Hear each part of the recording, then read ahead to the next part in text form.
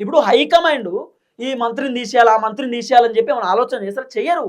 ఎందుకంటే high command full బిజీగా ఉన్నారు. తమిళనాడు ఎలక్షను, కేరళ ఎలక్షను, ఇట్లా ఎన్నికల మీద ఎన్నికలు ఉన్నాయి. చాలా ఎలక్షన్స్ ఉన్నాయి. ఇప్పుడు ఎలక్షన్ బిజీలో హైకమాండ్ ఉన్నది. ఎక్కడ గెలవాలి, ఏం కథ, ఎన్ని గ్యారెంటీ ఇవ్వాలి, ఏం చేయాలి ఏందనేది హైకమాండ్ బాధలో హైకమాండ్ ఫుల్ బిజీ హైకమాండ్ ఉన్నది. కానీ రేవంత్ రెడ్డి మాత్రం వాళ్ళని తీసేస్తాడు, వీళ్ళని తీసేస్తాడు, ఆ మంత్రి పదవి అవుట్, ఈ మంత్రి పదవి అవుట్ అని చెప్పి వార్తలు. అసలు ఈ వార్తల వెనకాల ఉన్నటువంటి అసలు రహస్యం ఏందట అంటే, ఇది నేను చెప్తున్న మాట కాదు, చాలామంది సీనియర్ జర్నలిస్టులు, సీనియర్ రాజకీయ విశ్లేషకులు చెప్తున్న మాట ఏంటంటే, రేవంత్ రెడ్డి వార్తలు రాపిస్తుండు మంత్రుల మీద. ఏమని? కొండ సురేఖ మంత్రి పదవి అవుట్, కోమటిరెడ్డి మంత్రి పదవి అవుట్, జూపల్లి మంత్రి పదవి అవుట్, పొన్నం ప్రభాకర్ మంత్రి పదవి అవుట్. ఎందుకు ఇట్లా పెట్టిస్తున్నట అంటే, రేవంత్ రెడ్డి కంట్రోల్లో మంత్రులు ఉండాలని. ఇప్పుడు మంత్రులు రేవంత్ రెడ్డి చెప్పినట్టు వింటలేరు.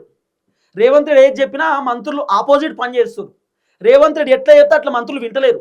ఇప్పుడు రేవంత్ రెడ్డి కంటే ఎక్స్పీరియన్స్ ఉంటారు కదా. ఇప్పుడు బట్టి విక్రమార్క చాలా ఎక్స్పీరియన్స్డ్, ఉత్తమ్ కుమార్ రెడ్డి ఎక్స్పీరియన్స్డ్, కోమటిరెడ్డి వెంకటరెడ్డి ఎక్స్పీరియన్స్డే. ఇట్లా మాట్లాడుకుంటూ పోతే కాంగ్రెస్లో ఉన్నటువంటి leader well trained and experienced ఉంటారు. రేవంత్ రెడ్డి కంటే ముందు నుండి ఎమ్మెల్యేగా గెలిచినటువంటి వాళ్ళు, ఎంపీలుగా ఉన్నటువంటి వాళ్ళు, ఎమ్మెల్సీలుగా ఉన్నటువంటి వాళ్ళు, మంత్రివర్గంలో ఉన్నటువంటి వాళ్ళు ఉన్నారు. రేవంత్ రెడ్డి చెప్పినట్టు వాళ్ళు ఎందుకు వింటారు?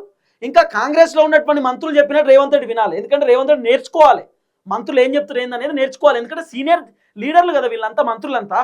రేవంత్ రెడ్డి ఒకసారి ఎమ్మెల్యే అవుడుతోటే, ఒకసారి ఎంపీ అవుడుతోటే, ఒకసారి ఎమ్మెల్సీ అవుడుతోటే కథ ముఖ్యమంత్రి అయింది. ఆయన మంత్రి పదవులు అనుభవించలేదు, మంత్రివర్గంలో లేడు, అడ్మినిస్ట్రేషన్ తెలియదు, ఏం తెలియదు. ఎమ్మెల్యే అయిండు, కథం డైరెక్ట్ ముఖ్యమంత్రి కుర్చీలో కూర్చున్నాడు. అంటే రేవంత్ రెడ్డికి అడ్మినిస్ట్రేషన్ అంత తెలియకపోవచ్చు కదా. మంత్రులు చెప్పినట్టు రేవంత్ రెడ్డి వింటలేదట. ఇప్పుడు నేను చెప్పినటువంటి పేర్లు ఏవైతే ఉన్నాయో, ఆ మంత్రులు ఎవరైతే ఉన్నారో వాళ్ళు రేవంత్ రెడ్డికి సార్ ఇట్లా చేస్తే బాగుంటుంది, అట్లా చేస్తే బాగుంటుంది అని చెప్పినా కూడా రేవంత్ రెడ్డి పట్టించుకుంటలేడట. ఆఖరికి రేవంత్ రెడ్డినే మంత్రులు పట్టించుకుంటలేరు.